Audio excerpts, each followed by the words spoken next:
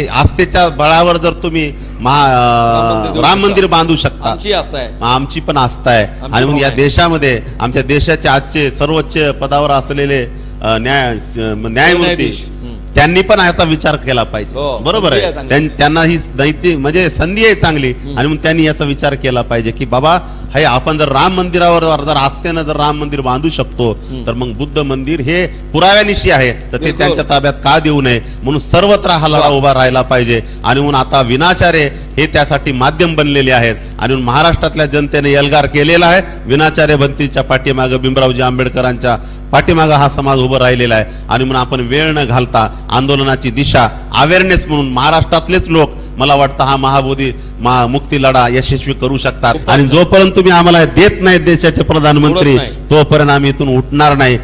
अशा पद्धतीची आंदोलनाची दिशा जर राहिली तर महाबोधी विहार आपल्याला भेटल्याशिवाय राहणार नाही, असा माझा इथे ठाम विश्वास आहे। आणि याच्यासाठी महाराष्ट्रातल्या आणि देशातल्या जनतेनं माझ्या शब्दाकडे प्रकर्षानं लक्ष देऊन याच्यासाठी पुढाकार घ्यावा, आणि त्याच्यासाठी आम्ही सगळा भिक्खू संघ आणि भारतीय बौद्ध महासभा आज चॅनलच्या माध्यमातून मी सांगत आहे की आम्ही सगळे ह्याच्यासाठी पुढाकार घेऊ, आणि येणाऱ्या काळामध्ये लवकरच मंथन परिषद महाराष्ट्रामध्ये मुंबई किंवा जिथं जिथं जिथं योग्य वाटेल तिथं सर्वांना सोयीस्कर असेल अशी एक मंथन परिषद भविष्यामध्ये आयोजित करणार आहोत।